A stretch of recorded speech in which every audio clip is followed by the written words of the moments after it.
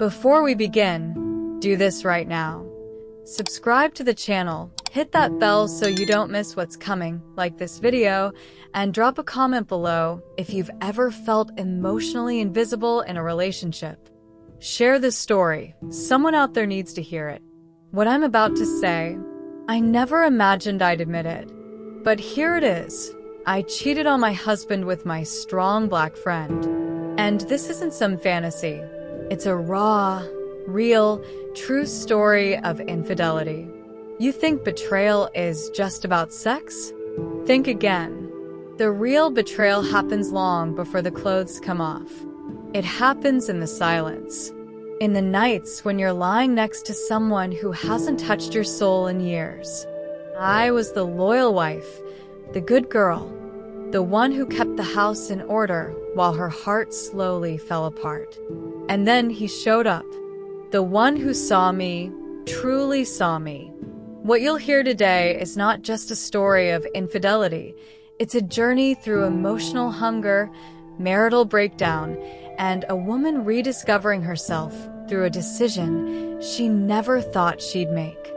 You might judge me, you might understand me, but one thing's for sure, you won't forget this story. This is a forbidden testimony, a shocking revelation, and yes, a confession of betrayal. So stay with me, because by the end of this video, you might just see your own reflection in my mistakes.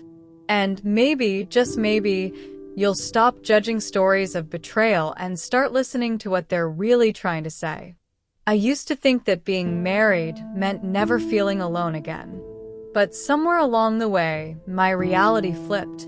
I'd wake up next to him, yet feel a million miles apart. We shared the same bed, ate at the same table, raised our kids under the same roof, and still, I felt like a shadow. The kind of silence that filled our home wasn't peaceful. It was heavy, like a secret begging to be heard. He wasn't cruel. He didn't scream or hit. That's what made it harder to explain.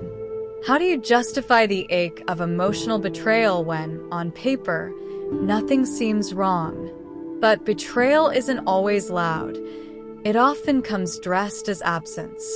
And in his absence, I found myself shrinking piece by piece until I couldn't recognize who I was anymore. It was like I was married to a ghost wearing my husband's face. Sometimes I'd talk just to fill the space, hoping he'd notice I was drowning. But he'd nod, grunt, maybe mutter a while scrolling through his phone. I began to feel like a guest in my own life, needed for chores, for structure, but never really wanted. That's when it hit me. Being with someone doesn't protect you from feeling unwanted. Infidelity doesn't always start with sex. It begins when your soul stops being seen. So, there I was, the unfaithful wife in spirit long before in flesh. A woman who cheated on her husband, yes, but first, I was a woman who had been emotionally abandoned. A woman whose story of betrayal began not in a bedroom, but in a living room full of silence. And sometimes, all it takes is one person who sees you, really sees you, to make everything else unravel. It started so innocently, just a message from an old friend I hadn't spoken to in years. He asked how I'd been, and for the first time in a long while, someone actually waited for my answer. Not the polite kind of waiting, but the real kind, where someone reads between the lines, where every "I'm fine" is gently challenged. His presence felt like an open window in a room that hadn't seen light in ages. He wasn't just listening, he was understanding. You know that rare kind of connection where someone just gets you without you needing to explain? That was him. In a world where I had become the invisible woman, he made me feel like I mattered. He reminded me of who I was before the emotional betrayal, before the marital breakup, before I became the unfaithful spouse in a story of infidelity I never imagined I'd live. Our conversations became my escape. We'd talk late into the night.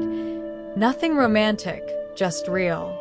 While my husband barely looked up from his screen, this man looked straight into my soul. He knew when I was pretending to be strong. He knew when my laughter was forced. And in his words, there was no judgment, only empathy. And God, how I craved that. I didn't plan on letting anyone in. But when your heart is starved for affection, even a whisper of attention feels like a feast. And the truth? It felt good to be seen again, to be validated, to have someone say, "You're not crazy for feeling this way." But the most dangerous part of forbidden confessions is how easily they slip into forbidden desires. At first, I swore to myself that it was just emotional support, that I could control the feelings, that nothing inappropriate would ever happen. But hearts don't follow rules, do they? Especially hearts that have been starved for too long. One night, he looked at me, not just glanced, but looked. And in that gaze, I felt more wanted than I had in years of marriage. It scared me, it thrilled me, and it opened a door I couldn't unsee. Every laugh we shared, every time his hand brushed mine by accident, every lingering hug, it all became charged with something unsaid. The tension was thick, almost tangible.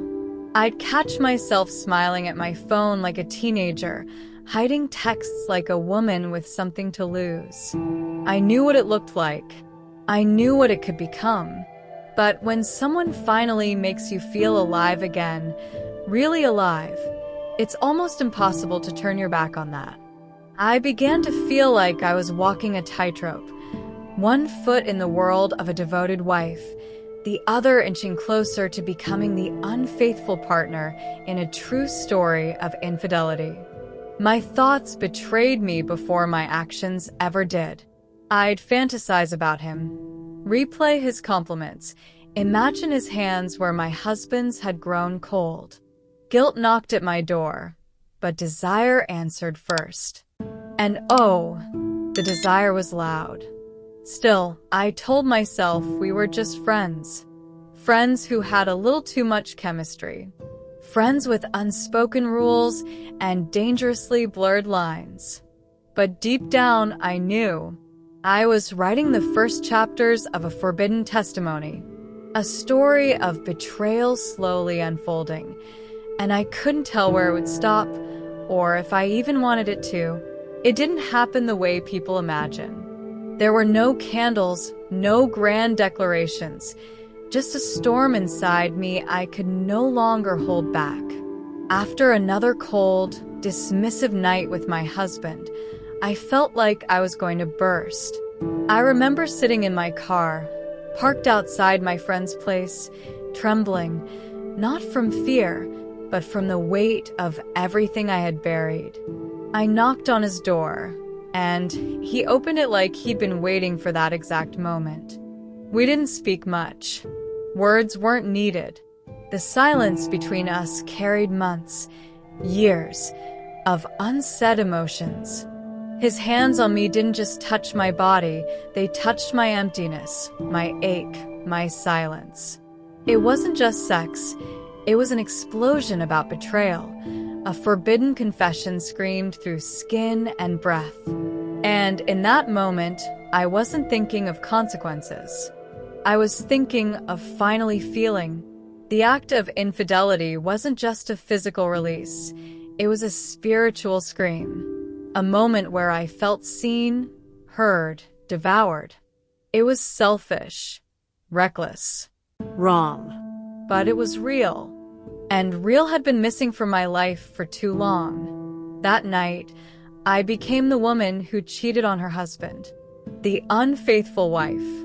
The living, breathing headline of a story of infidelity I never imagined I'd write with my own hands. When I left his place, the air felt heavier, not lighter. I expected to feel free, but what I felt was something far more complicated. I knew the secret I now carried couldn't stay buried. Hidden truths always find their way to the surface. And from that moment on, every look in the mirror came with a question I didn't know how to answer. The morning after felt colder than any silence I'd ever known in my marriage. I stared at the ceiling, the sheets still warm from a night I couldn't take back. The guilt crept in slowly, like fog wrapping around my chest, making it hard to breathe. I tried to tell myself it meant something deeper, that it was a cry for help, not just betrayal. But in truth, it was both. A confession of a forbidden love and a brutal act of infidelity rolled into one. I wasn't just grieving my marriage, I was grieving myself. The version of me who believed she'd never crossed that line, who thought love betrayal was something that only happened to other people. But now I was the story. I had become the unfaithful wife. And in that identity, I began to see just how much I had lost, long before that night ever happened. This wasn't just about my husband. This was about the woman who disappeared in her own life. The worst part wasn't the act. It was the clarity that followed. Suddenly, I could see all the cracks, not just in my marriage, but in myself. I had been running on empty, trying to survive while pretending everything was fine. And this betrayal?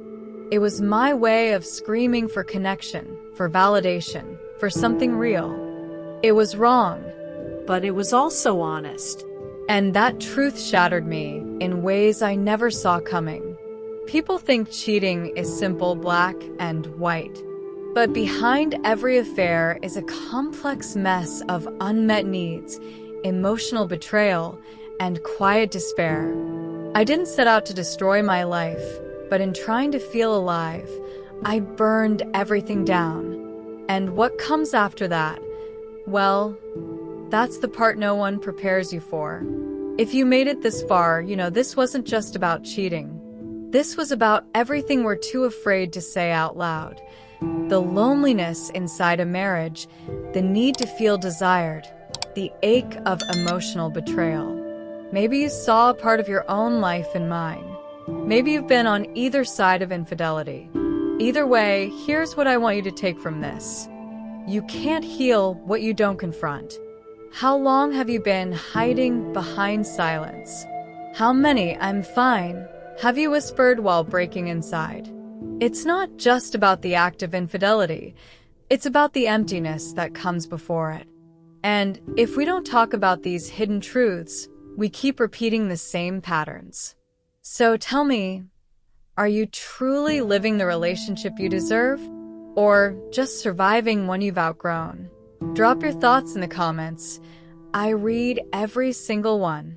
I want to hear your story, your view, even your judgment. This space is for raw truth and real healing. And if this video sparked something in you, share it.